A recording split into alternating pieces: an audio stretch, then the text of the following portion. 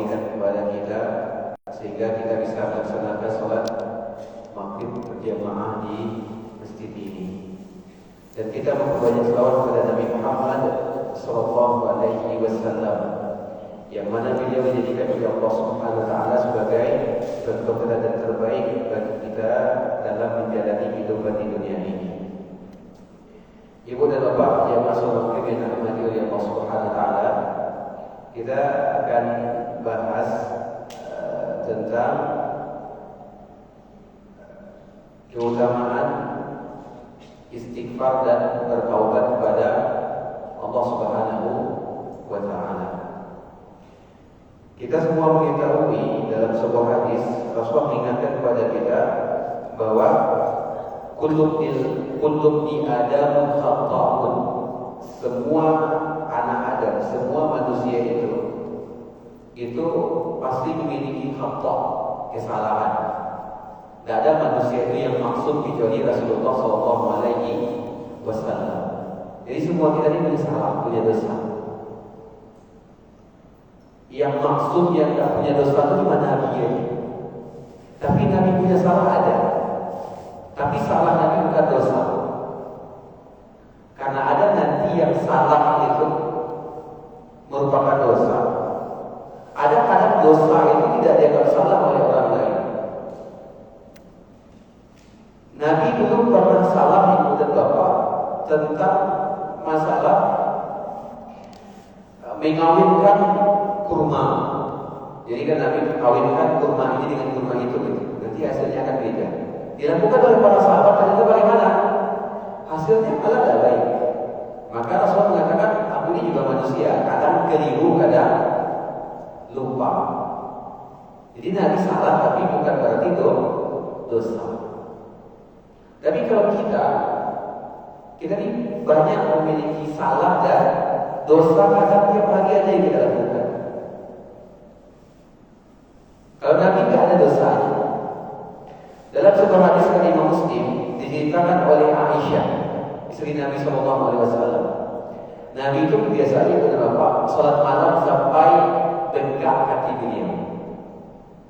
Kata Aisyah, "Kana Rasulullah sallallahu alaihi wasallam yaqumu min al-laili hatta tatafattara qadamahu." Nabi itu kalau salat malam lama berdirinya. Karena lama berdirinya bengkak kakinya. Kemudian Aisyah bertanya, "Lima tasna ya Rasulullah? Kenapa engkau salat malam sekeras ini wahai Rasulullah? Sampai bengkak kaki engkau Rasulullah. Wa qad ghafara Allahu laka ma taqaddama min dzambika wa ma ta'akhkhar." Padahal Allah telah mengampuni dosamu, baik dosamu yang telah berlalu kalau ada atau dosamu yang akan datang kalau ada. Apa kata Nabi? Afala akunu abadan syakura. Tidak pantaskah aku ini menjadi hamba Allah yang bersyukur, wahai Aisyah gitu.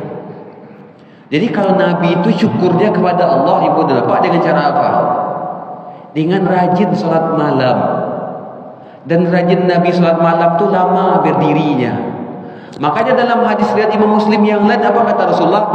Afdalus salati tulul qunut.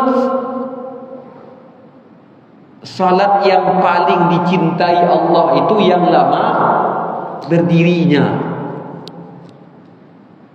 Ini salat yang malak, salat itu ibu apa? Salat yang dicintai Allah itu salat yang lama berdirinya gitu. Makanya dalam riwayat lain dari Ibnu Abbas, riwayat ini sahih kata para ulama, tentang masalah tata cara salat berjamaah dua orang laki-laki. Jadi kalau ada dua orang laki-laki salat berjamaah ibu dan bapak, atau dua orang perempuan, tapi dua orang laki-laki yang normalnya. Kalau ada dua orang laki-laki salat berjamaah, diriwayatkan Nabi waktu salat malam sendirian. Ketika Nabi salat malam, Nabi udah mulai salat, datang Ibnu Abbas. Ibnu Abbas waktu itu masih kecil, masih muda umurnya.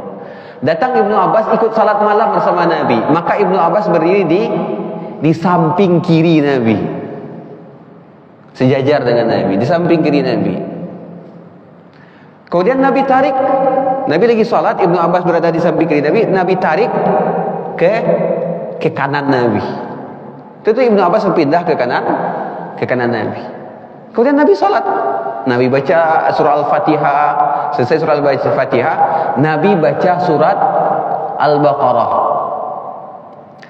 Al-Baqarah itu bukan 1 sampai 5 ayat ibu dan bapak. Al-Baqarah 1 sampai 286 ayat. Al-Baqarah dari awal sampai akhir, 1 sampai ayat 286. Al-Baqarah itu 2,5 juz. 2,5 juz.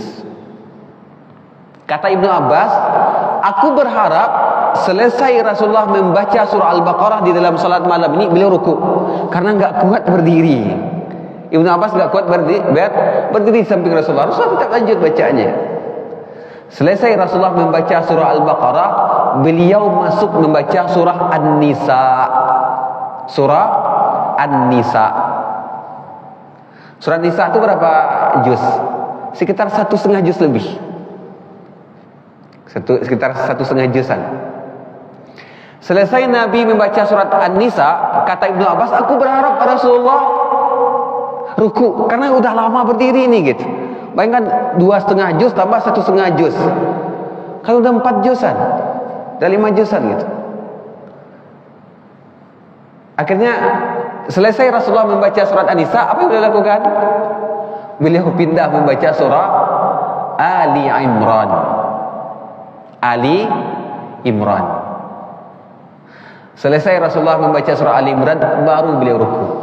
Kira-kira kalau dihitung ibu bapak, kira-kira Nabi itu salatnya sekitar 5 juz atau 6 juz satu rakaat itu. Kalau kita baca Al-Quran 1 juz ibu bapak, 1 juz itu ya, kalau kita baca santai atau agak cepat sedikit, itu lamanya setengah jam. Kalau seandainya 5 juz bacanya, tentu 2 jam setengah. 2 jam setengah Rasulullah itu satu rakaatnya. Kalau kita salat tarawih 2 jam setengah itu berapa rakaat? 8 rakaat. Tambah witir 3 rakaat. Dan itu pun tidak sampai 2 jam setengah.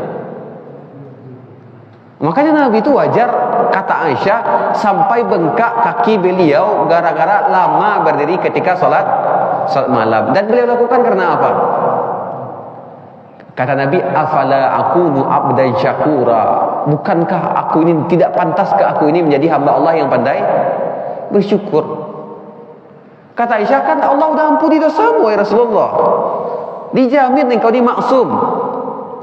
Kata Nabi, walaupun aku dijamin maksum, dosa-dosaku diampuni oleh Allah, tapi aku melaksanakan salat malam ini untuk rasa syukur kepada Allah Subhanahu wa taala. Kalau awak baru syukur awak ibu dan bapak,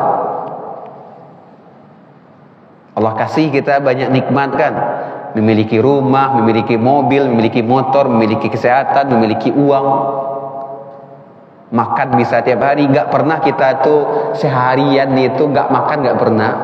Gimana cara kita syukur kita kepada Allah? Kalau Nabi ibu dan bapak, kata Aisyah apa?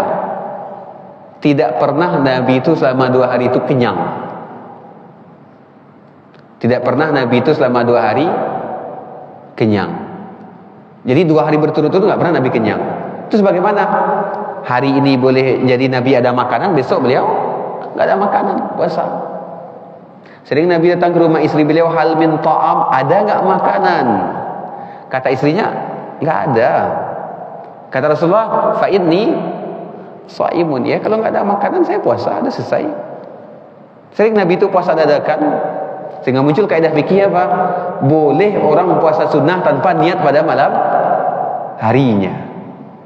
Puasa dadakan, boleh orang puasa sunnah tanpa niat pada malam harinya. Contoh ibu-ibu dan bapak ada makan-makan dari subuh sampai azan subuh, sampai selesai salat subuh, sampai jam 8, sampai jam 9, sampai jam 10, sampai surga makan-makan, gak minum-minum, nanggung puasa aja lagi. Boleh itu, walaupun tanpa ada niat puasa sebelumnya.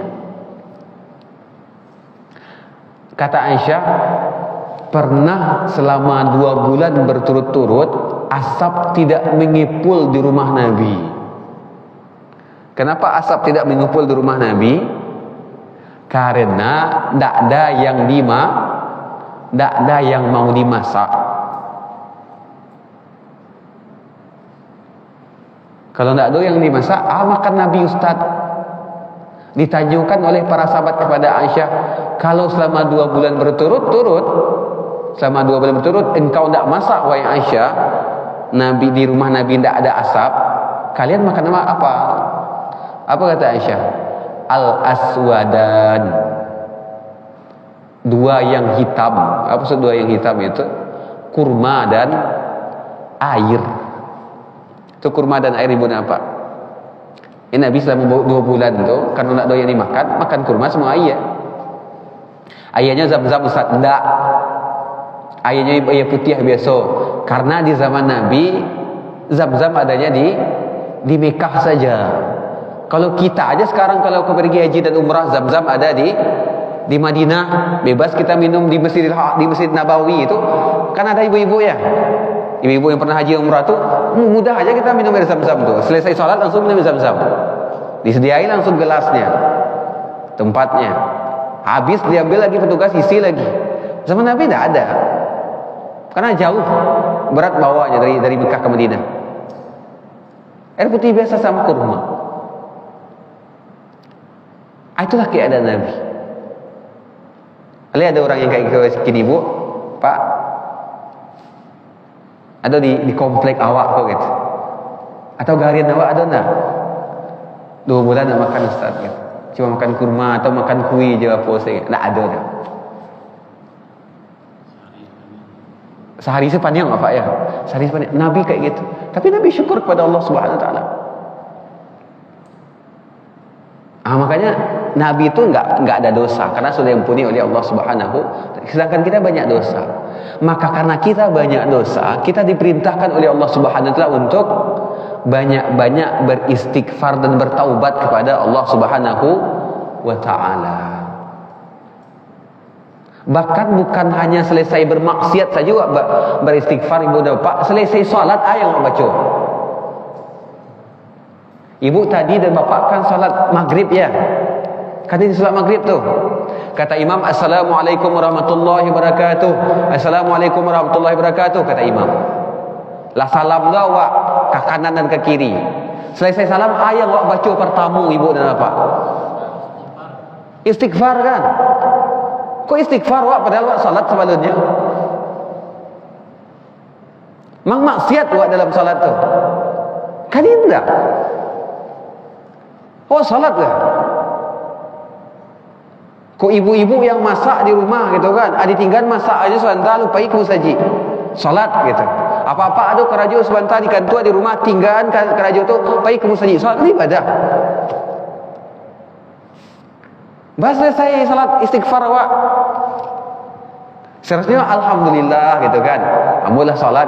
Ini ndak astagfirullah, astagfirullah, astagfirullah. Baru baca apa? Allahumma antas salam minka salam tabarakta ya zal jalali wal ikram. Itu yang dibaca zikirnya. Tapi zikir pertama yang baca selesai salat itu apa? Istighfar kepada Allah Subhanahu Wa Taala. Makanya kata para ulama, istighfar bukan hanya untuk orang-orang yang ahli maksiat saja. Istighfar bukan hanya bagi orang yang pernah melakukan dosa saja. Tapi istighfar bagi orang yang betul-betul ingin mendekat kepada Allah Subhanahu Wa Taala, dia harus banyak istighfar. Bahkan ibu dan bapak, kalau kita baca surat An-Nasru, apa kata Allah Subhanahu Wa Taala? Iza jaa nasrullahi wal fath. Apabila telah datang kepadamu wahai Muhammad pertolongan Allah, wal fath. Apa itu al fath? Kemenangan dari Allah Subhanahu Wa Taala. Maksudnya penaklukan kota Mekah. Ayat ini kan turun ketika Rasulullah masuk ke kota Mekah dalam kondisi berwibawa. Orang-orang yang sebelumnya mengusir Nabi dari kampung halamannya sendiri, memerangi Nabi, mengintimidasi Nabi, memusuhi Nabi. Ketika Nabi sudah kuat di Madinah, beliau taklukkan kota Mekah dan datang beliau ke kota Mekah dengan membawa semua pasukannya. Tidak ada satupun yang berani ganggu Nabi. Namanya Fathu Makkah, penaklukkan kota Mekah. Sampai ketakutan orang Mekah waktu itu. Kalau Muhammad balas dendam sama kita akan hancur. Kita dulu pernah usir dia. Kita dulu pernah menyakiti dia. Kita pernah dulu nuduh dia yang macam-macam, yang buruk-buruk. Kita bunuh pengikut-pengikutnya, kita siksa pengikutnya. Kalau Muhammad sekarang balas dendam, habis kita. Fathu Makkah namanya. Makanya Allah katakan iza jaa nasrullah, ketika telah datang pertolongan Allah kepada engkau wahai Muhammad, wal fath, dan Allah tundukkan kota Mekah untukmu. Kamu bisa menaklukkan kota Mekah. Wa ra'aitan nasa yadkhuluna fi dinillahi afwaja, dan kamu melihat banyak manusia berbondong-bondong masuk ke dalam agama Allah, masuk agama Islam. Apa kata Allah ayat 3-nya? Fasabbih, bertasbihlah kepada Allah. Bihamdi rabbika, dengan memuji Tuhanmu. Wastaghfirhu, dan beristighfarlah kepada Allah. Itu perintah Nabi Muhammad. Innahu kana tawwaba, Allah itu maha penerima taubat. Rasulullah ketika menaklukkan kota Mekah, ibu dan bapak, itu bukan untuk bermaksiat kepada Allah. Itu untuk membersihkan kota Mekah dari banyak berhala.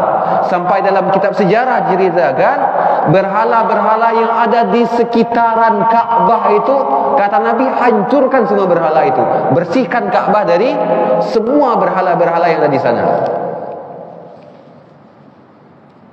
Tapi tetap Allah perintahkan Nabi untuk beristighfar. Karena memang yang kita sampaikan tadi, istighfar ini bukan cuma untuk orang yang pernah bermaksiat kepada Allah. Bukan berarti cuma bagi orang yang pernah berdosa kemudian disuruh dia istighfar, enggak. Kita yang mungkin menurut kita udah bisa menjaga diri dari dosa atau berusaha sekuat mungkin dari dosa pun, tetap kita dianjurkan memperbanyak istighfar kepada Allah Subhanahu wa taala. Bahkan Nabi itu, ibu dan bapak, Nabi, apa kata Nabi? Dalam hadis riwayat Imam Muslim, apa kata Nabi? Ya ayyuhan nas, wahai manusia, tubu ilallahi wastaghfiruh, bertaubatlah kalian kepada Allah dan banyak-banyak beristighfar kepada Allah. Fa inni atubu fil yaumi mi'atu marrah, aku beristighfar kepada Allah dalam sehari itu berapa? 100 kali. Nabi itu, ibu dan bapak, istighfarnya kepada Allah 100 kali. Kalau kita berapa kali istighfar sama Allah, bu, pak? Ibu dan bapak berapa kali istighfarnya? Hah? Bu? Ibu istighfar berapa kali, bu?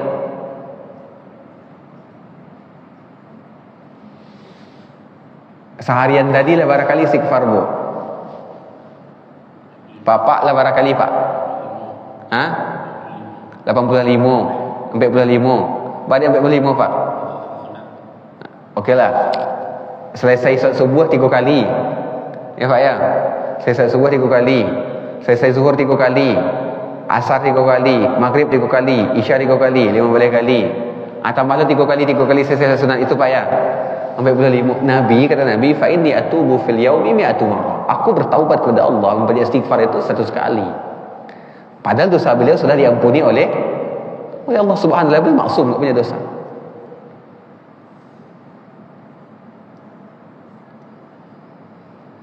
Itu yang, bahkan dalam sebuah riwayat kata sahabat, Nabi 1 kali duduk istighfarnya 70 kali.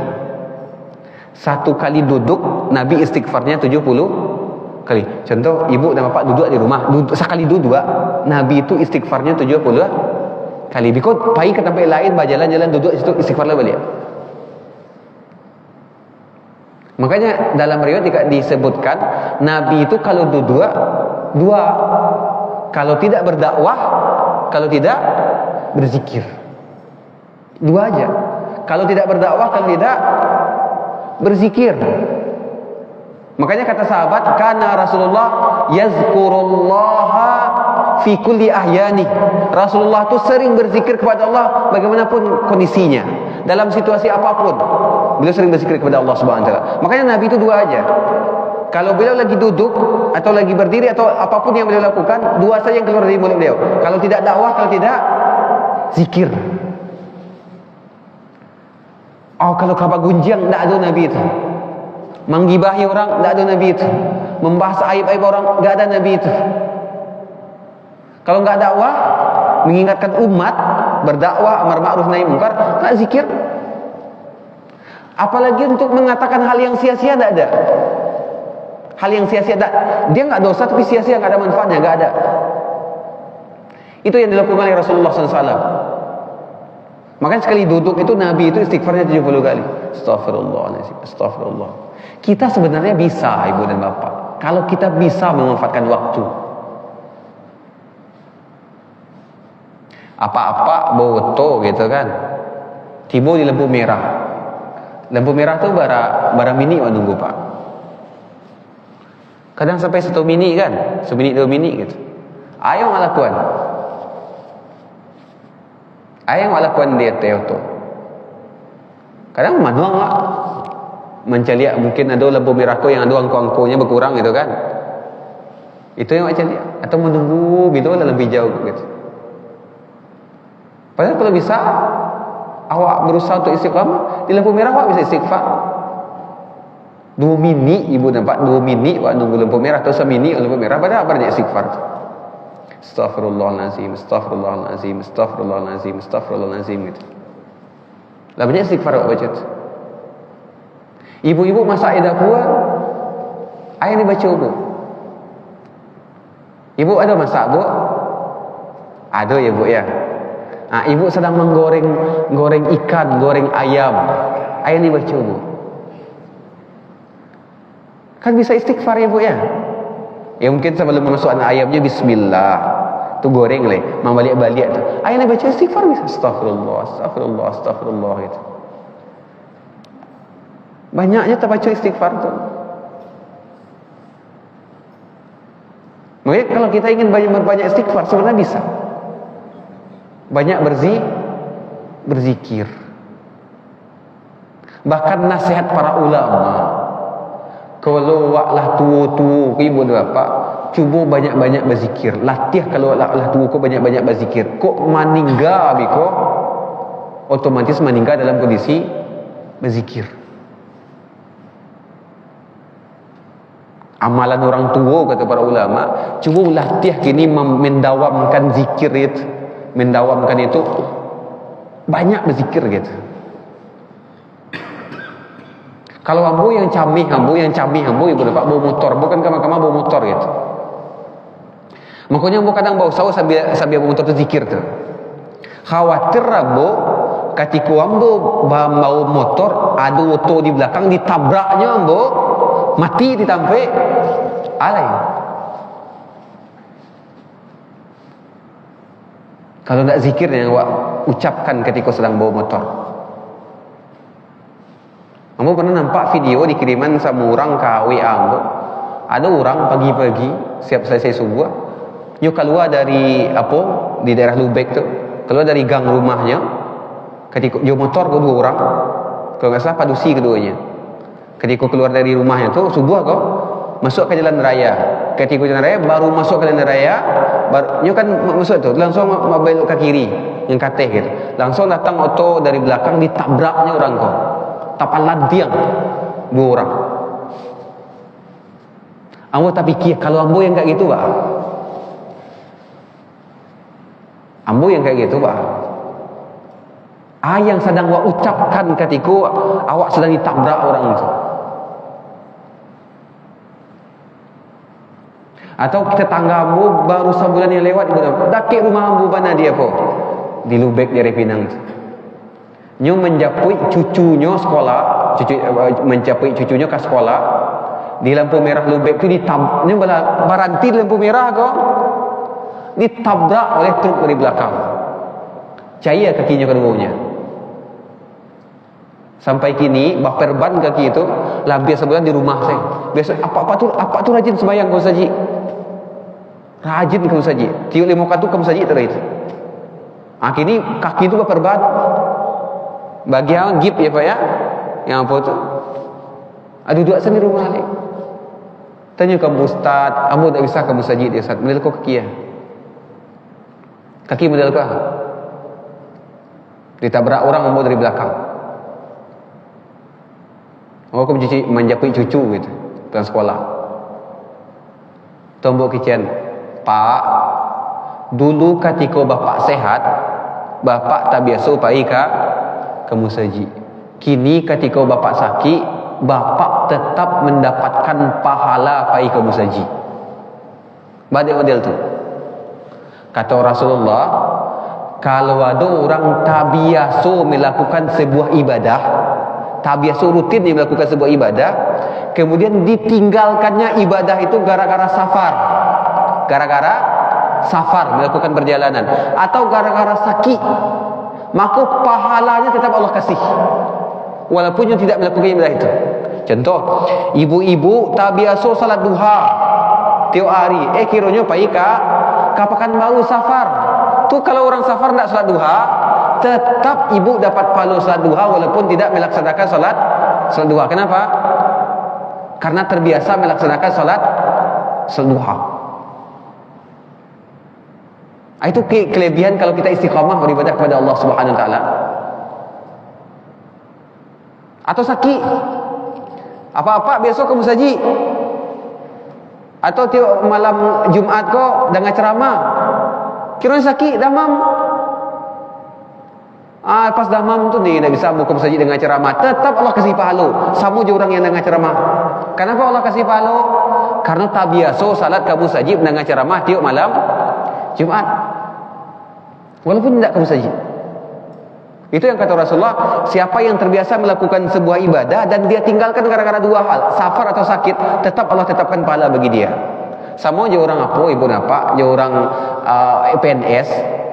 Orang PNS kalau libur dia gara-gara sakit, dipotong gajinya. Kan tidak? Normal je gajinya. Ada suratnya dari dokter gitu kan, normal je gajinya. Amal itu Allah Subhanahu wa taala. Maka kalau kita rutin istighfar ibu dan bapa, itu sebenarnya bisa akan mendekatkan kita kepada Allah Subhanahu wa taala. Dan istighfar tu, keutamaan istighfar tu ibu dan bapa banyak. Apa di antara banyaknya? Yang pertama, istighfar itu bisa membersihkan hati kita, membuat hati kau tenang. Membuat hati kau tenang. Kalau banyak istighfar ibu tenang hati aku.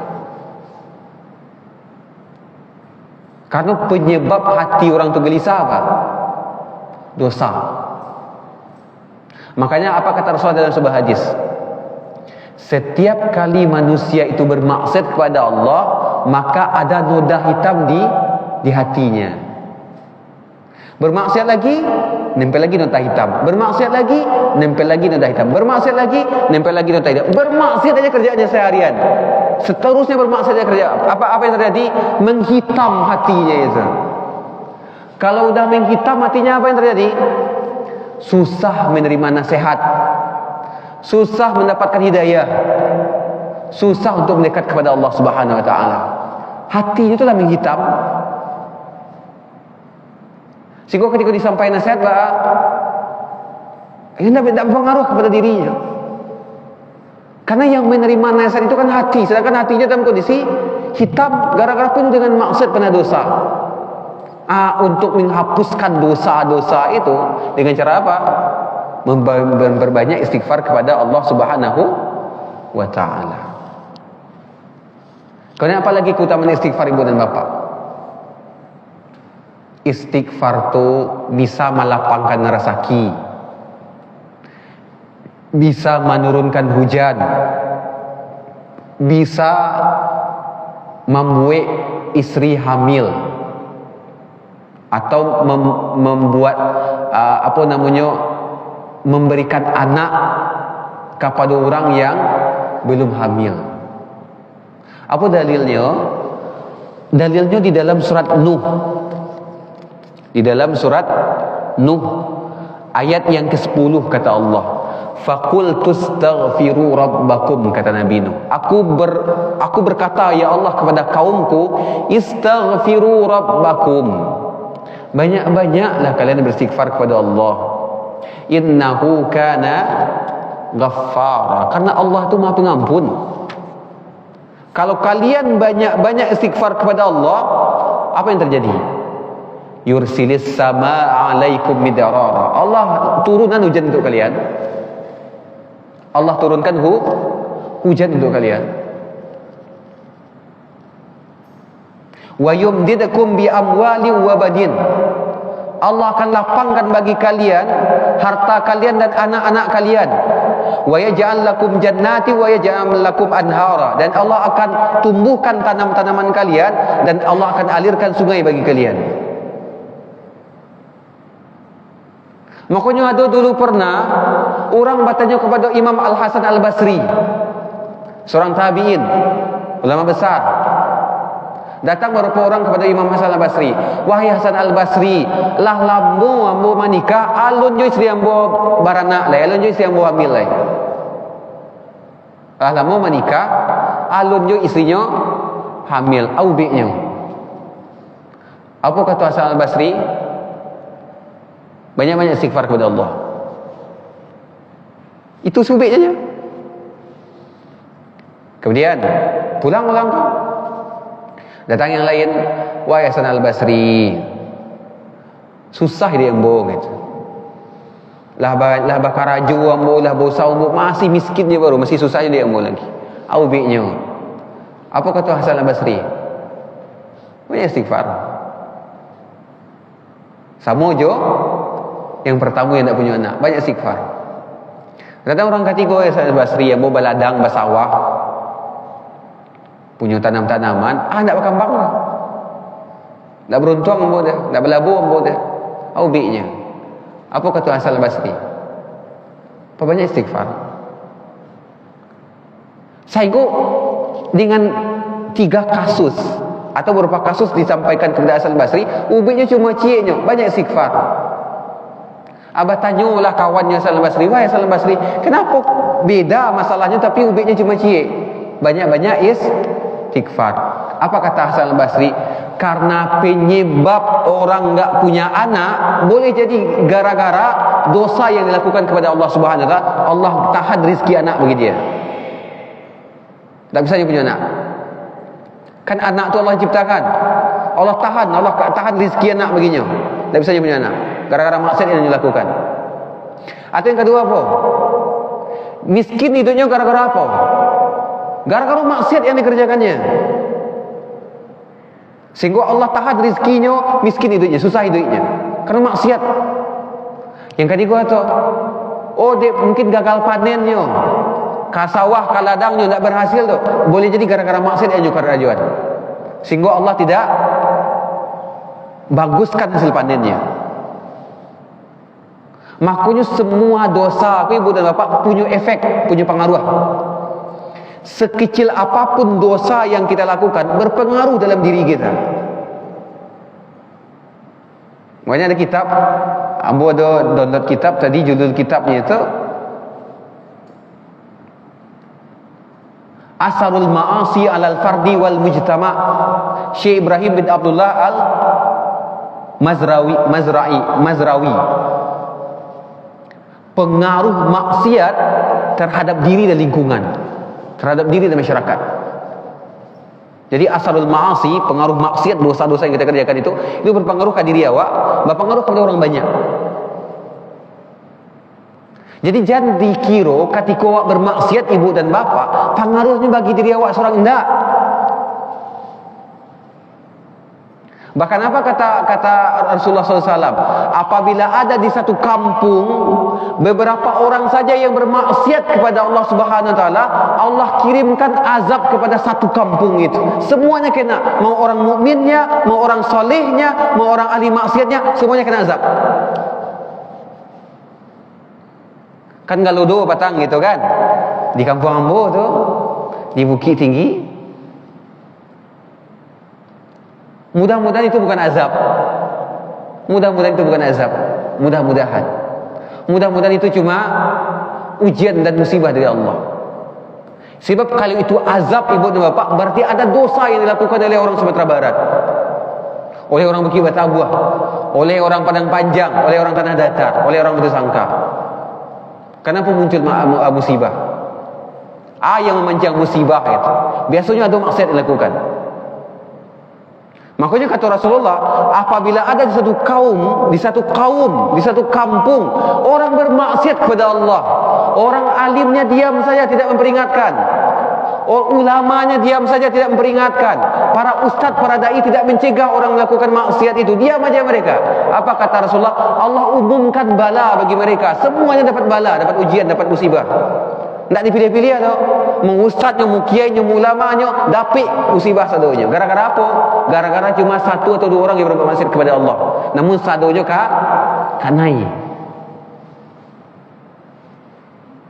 Makanya maksiat yang dikerjakan oleh orang itu tidak pengaruh bagi dirinya seorang, tidak pengaruh ke orang banyak. Kan ada orang ngecek, "You ambo memaksiatkan ambo surangnya, mengalo berang-berang kambo, mengalo ambo diperingatkan." Kan tak terganggu orang rumah gara-gara maksiat itu gitu. Secara langsung memang tidak terganggu ibu dan bapak, tapi hukuman Allah berikan umum. Kan tak mungkin kan datang tsunami, rumahku tidak ada maksiat, anda hancur, ada rumahku hancur. Kan tak mungkin berpilih-pilih model tu.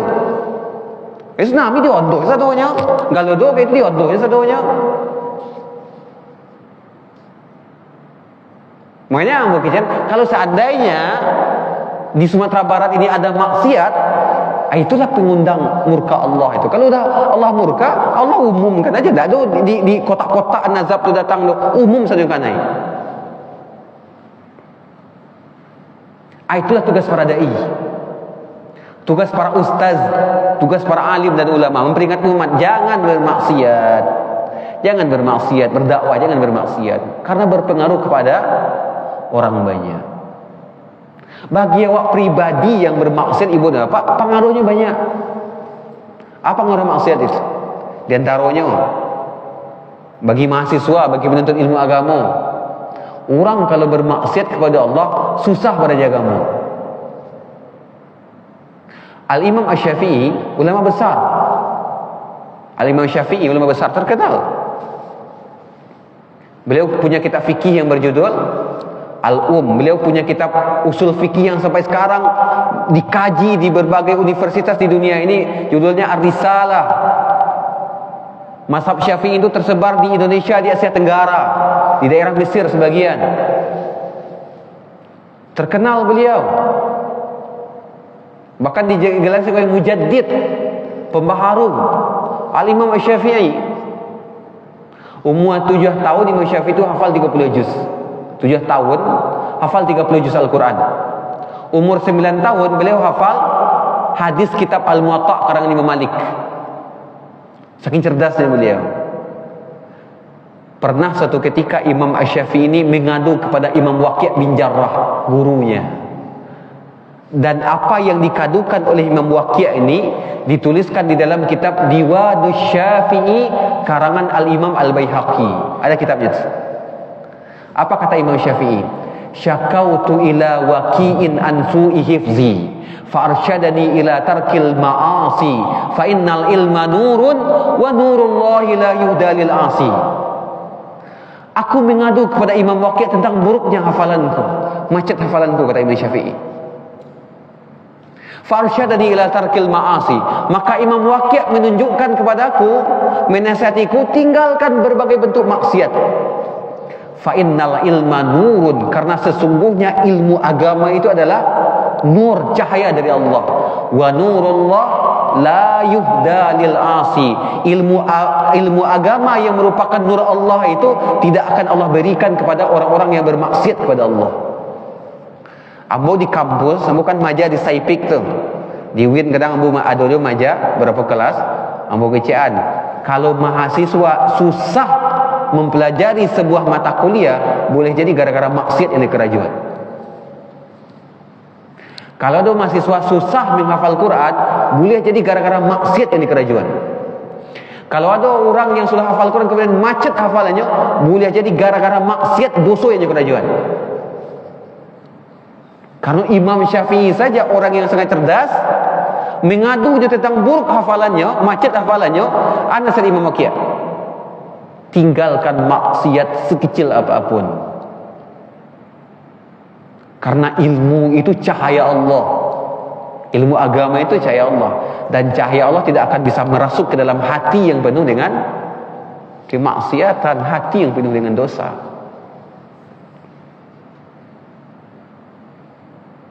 Jadi maksiat itu pengaruh ke hati.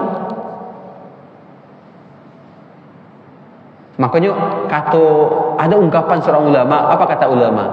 La tanzur ila sigharil khati'ah, walakin unzur ila man asaita.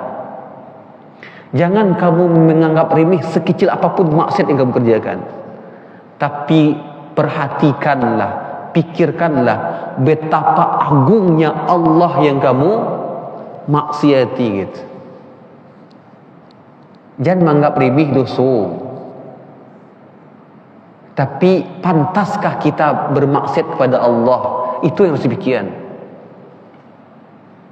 Allah yang kasih awak rizki, Allah yang kasih awak anak, Allah yang memberikan nafas dalam tubuh awak, Allah yang menjadikan jantung awak berdetak, Allah yang bagi mata kepada awak, Allah yang menjadikan tangan awak bisa bergerak, Allah menjadikan kaki awak bisa bergerak, Allah menjadikan fisik awak sempurna. Pantaskah kita bermaksiat kepada Allah sedangkan Allah yang memberikan semuanya kepada kita? Makanya diingatkan, la tanzur ila sigharil khati'ah, jangan anggap remeh sekecil apapun maksiat yang kerjakan. Walakin unzur ila man asaita, tapi perhatikanlah siapa yang kalian maksiati. Tak pantas kalian bermaksiat kepada zat yang memberikan semuanya untuk kalian, kehidupan untuk kalian gitu. Itu pengaruh maksiat ada. Apa pengaruh maksiat yang paling besar? Pengaruh maksiat yang paling besar adalah dimudahkan untuk terus bermaksiat. Namanya istidraj. Istidraj. Apa itu istidraj? Mampat tinggi sampai jatuh. Tu mampat tinggi sampai jatuh berapa? Ada orang bermaksiat, katikunya bermaksiat tu tambah kayunya. Ada orang ninggalin salat, tambah rami tokonya. Adanya bermaksiat, sehat-sehat badannya, ditinggalnya salat, prestasi anak-anaknya. Aja dikira itu nikmat dari Allah. Itu azab Allah yang paling besar, yang paling pedih yang Allah berikan kepada pelaku maksiat. Sehinggunya terus bergelimang dengan maksiat, dengan dosa itu, tidak bisa sadar. Makanya kata Allah, sanastadrijuhum min haitsu la ya'lamun. Kami akan ulur, kami berikan istidraj kepada mereka dari arah yang mereka tidak duga-duga, dari arah yang mereka tidak mengetahui. Ibaratnya kata Allah, puih-puihlah kalian bermaksiat, maksiat taruhi gitu. Dipabian itu semua Allah lah gitu, tidak ditagu oleh Allah. Berlepas diri Allah dari orang tersebut, tidak ditagu oleh Allah. Namun ingat, katikulah bakal limang dari dosa, dengan dosa dicabut nanti nyawanya oleh Allah Subhanahu wa taala, di akhirat diazab dengan waktu yang sangat lama. Tapi kalau ada awak, ibu dan bapa, maksiat awak langsung ditagu oleh Allah, tu sayang Allah kawak namanya tu. Contoh ibu-ibu mempengajian orang gitu kan, tak sengaja mempengajian orang gitu. Dah selesai pengajian orang tu, tenjak paku luku kaki tu. Apa fikir kan? Bah tenjak paku Ada maksud yang bukan kerjaan kayaknya ustaz yang tadi malam ceramah mau pakunjangan gitu. Tak singgung ngomong gara-gara kajiannya. Bisa ndak boleh pakunjangan lagi gitu. Itu berarti sayang Allah Taala namanya. Ditaguannya awak di Allah. Tapi kalau dipalapih awak di Allah, ibu dan bapak, Allah tak sayang kau. Allah tak sayang kau. Kini wak banyak-banyak evaluasi, banyak-banyak istighfar kepada Allah Subhanahu wa taala, banyak-banyak minta ampun kepada Allah Subhanahu wa taala. Mudah-mudahan jangan sampai awak ditinggalkan oleh Allah Subhanahu wa taala, dibiarkan dilapih untuk bermaksiat kepada Allah, jangan sampai kayak gitu. Tapi kalau bermaksiat awak ditegur oleh Allah, sayang Allah kepada awak. Karena waktu yang sudah habis, mungkin itu yang dapat Ambo sampaikan pada kesempatan kali ini. InsyaAllah kalau ada pertemuan selanjutnya, kita akan sambung lagi tentang apa keutamaan beristighfar dan bertaubat kepada Allah Subhanahu wa ta'ala. Ada yang ditanya nih Buddha Pak? Silakan Pak. Waalaikumsalam warahmatullahi wabarakatuh.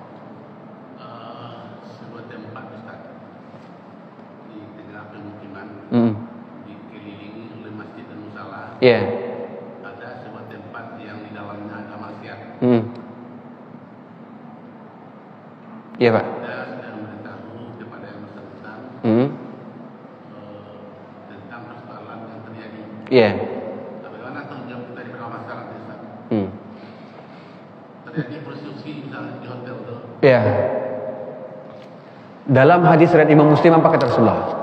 Hadis riwayat Imam Muslim, "Man ra'a minkumul munkara falyughayyirhu biyadihi." Siapa saja yang melihat kemaksiatan, kemungkaran terjadi di dekat tempat dia tinggal, di tengah-tengah kaumnya, dia harus rubah kemungkaran itu dengan tangannya, dengan kekuatannya. Kata para ulama pensyarah hadis, maksudnya para pemimpinnya, para penguasanya. Artinya siapa? Wali kota awak, wali negari awak, Pak RT, Pak RW awak, Pak Lurah awak. Itu yang harus pertama merubah maksiat itu. Karena dia sebagai pemimpin yang bertanggung jawab untuk menaungi rakyatnya. Kullukum ra'in wa kullukum mas'ulun an ra'iyati, kata Rasulullah. Semua kalian itu pemimpin, dan setiap pemimpin akan diminta oleh Allah tentang pertanggungjawabannya. Jadi Pak RT, Pak RW itu tidak lama ibu bapak. Kalau awak nak bertanggung jawab terhadap warga awak. Jadi orang kemajuan organ tunggal dengan mengundang padusi telanjang-telanjang gitu kan, memperingati 17 Agustus. Pak RT memberikan izin, Pak RT orang pertama dosa.